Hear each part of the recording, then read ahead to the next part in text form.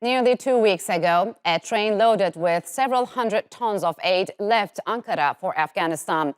Dubbed the Goodness Train, it traveled more than 4,000 kilometers through Iran and Turkmenistan before arriving in Herat in Afghanistan's northwest. Several Turkish aid agencies will help distribute the food and medical supplies across the country. Afghanistan, which has faced critical shortages since the U.S.'s chaotic withdrawal back in August, was facing even greater challenges as winter set in. Nearly 13 million Afghan children are in need of assistance. The Turkish Red Crescent, which has been distributing aid in the country, called for the world to mobilize to help Afghanistan. The UN warns that half of the country faces acute hunger, saying more than $4 billion is needed to avert a catastrophe. After the Taliban's takeover last August, the U.S. reimposed sanctions, cutting off most of Afghanistan's lifelines to the world. Although some assistance has trickled in, aid groups warned it isn't enough to meet the country's needs.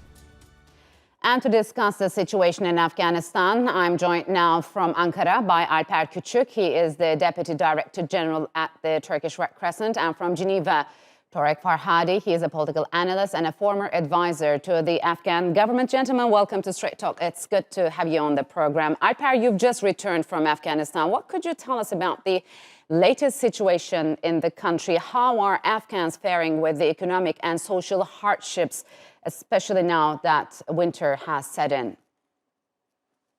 Thank you, Aisha. Yes, I just came back from Afghanistan yesterday with mixed feelings, to be honest with you, but more importantly, significant concerns about the humanitarian situation there, but also hopes that I have seen in the eyes and the words of Afghan people also still stands. So we spoke with a lot of people, most importantly with the people of Afghanistan, women, children, men. We had discussions with all of them.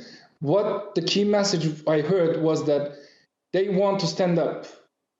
For decades of humanitarian aid dependency, conflicts, and challenges, they still have the hope to stand up. That's what we heard. Mm-hmm. And Afghan people want a peaceful life at home, nowhere else. They want to stay home. They want a peaceful life in their own country. As we all hear, I've seen firsthand the economic challenges that creates in the country, the economic free fall, as we call. Yes. And the worst drought of the last 3 decades are the most challenges that the Afghan people faces these days. Yes. So, Torek, Afghanistan's aid-dependent economy was already on the edge when the Taliban seized power in mid-August amid chaotic withdrawal of the U.S. troops. Then came the U.S. sanctions again. And how have these sanctions and freezing of Afghan assets helped fuel Afghanistan's humanitarian crisis, and how is it going to move forward? Yes, allow me to thank the Turkish Red Crescent for its interest, its friendship to Afghanistan. Thank Alper for having been to Afghanistan and having spoken to the people. A train arrived yesterday in Herat from Turkey with tons of material from Turkey as aid to the people who really need it. We appreciate it. We appreciate that Turkey is on the side of the people of Afghanistan at this time of need. Yes, the economy was aid dependent because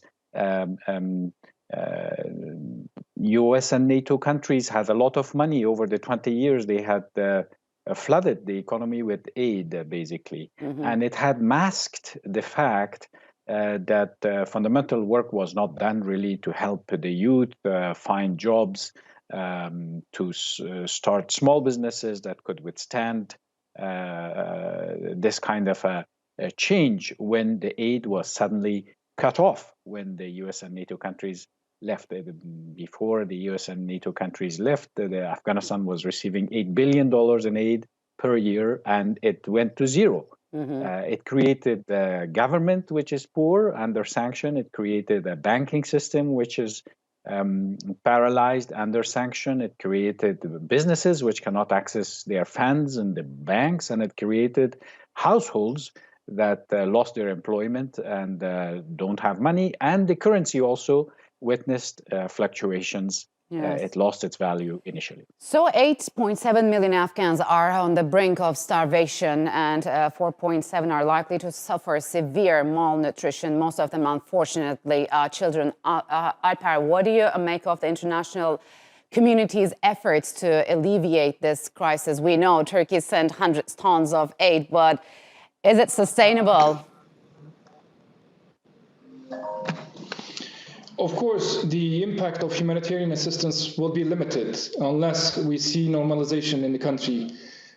What we have seen is a worsening situation there because of the non-normal economy and a country, basically. Humanitarians are trying their best. Red Cross and Red Crescent movement, United Nations agencies, NGOs, we will continue to do that. But unless we see the normalization back in the country, it will only worsen in coming weeks and months as we see in front of us. And the winter conditions are having a heavy impact on families. We see significantly worsening negative coping mechanisms.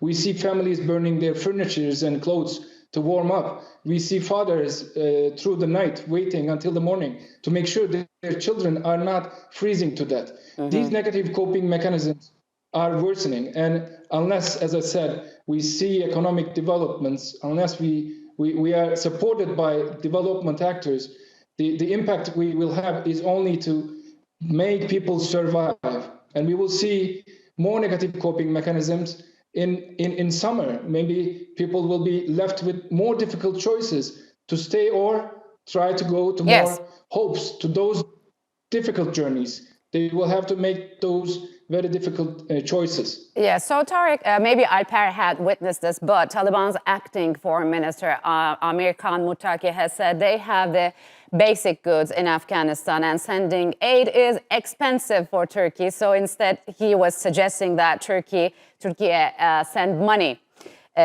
instead of sending or shipping goods. What's your take on that? Aren't they happy? And can the Taliban be trusted with hard currency? Well, what Turkey has sent is very much appreciated. You can see that people need it. And cash, of course, is the most effective way to help people, but it's not possible. There are sanctions. The Taliban also have to show flexibility to at least make the central bank of Afghanistan non-political, so that countries can help, businesses can transfer funds. The private sector of Afghanistan, which has a lot of funds in the Gulf countries, can gain trust and send back money. So on the side of the Taliban, there are some responsibilities on making sure that part of the economic function of the government is given to technocrats and people who are not with Taliban, so that we can find a semi-solution to evade from sanctions. We're dealing with sanctions, unfortunately, and the sanctions have snowballed this crisis. The Taliban also need to show flexibility. We need to find solutions. We need to consult with the other donors. The United Nations needs to consult with the Afghan people. It's dealing with huge, unprecedented amounts of donations and money. But Torek, what kind of flexibilities you're talking about here?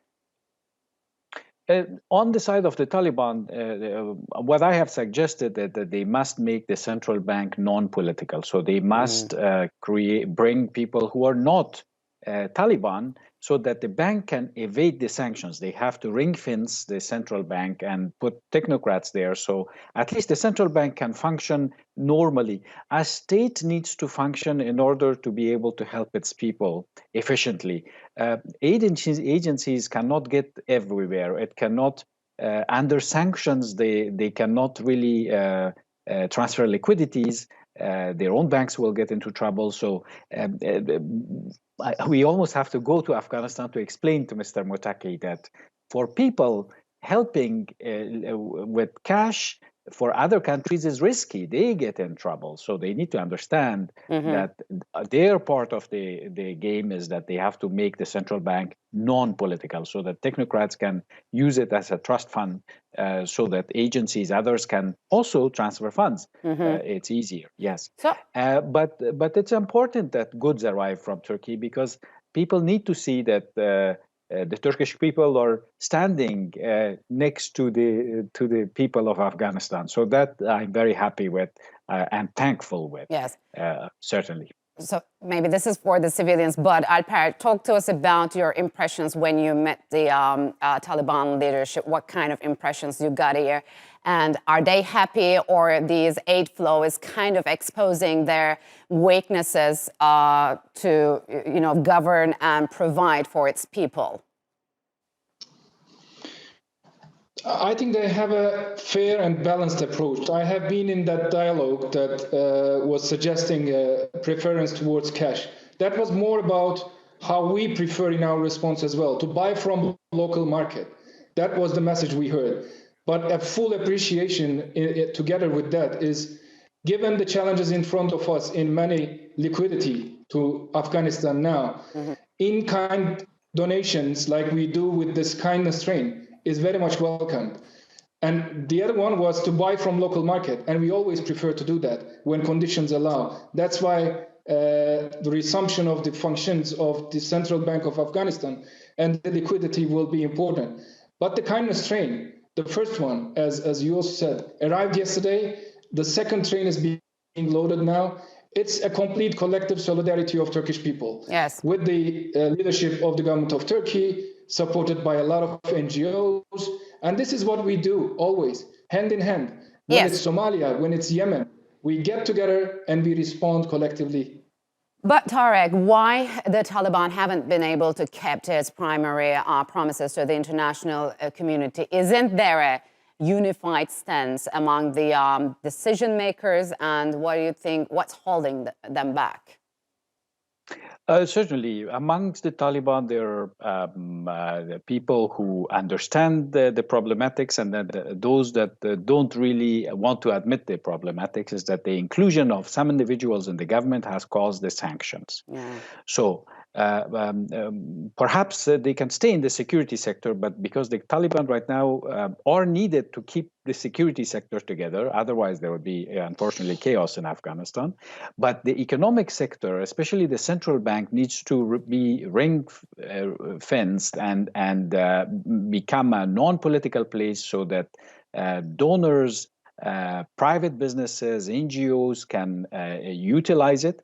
One of the problems we ran into is the UN is saying it has US dollars in Afghanistan, but it cannot convert it to Afghani. The reason for that is this: it cannot go to the central bank, which is under sanction, to buy Afghanis. So it has to go to the market. So this creates fluctuations in the Afghani rate. And also the central bank needs to have the ability to print some currency in Afghanistan, which now the currency is very old. So we have to explain to the Taliban, and we, the Afghans, have to accept our role to go and explain that even for them, it's better that part of the government becomes non-political. All right, gentlemen. Unfortunately, we'll have to leave it here. Thank you very much for joining me on Straight Talk.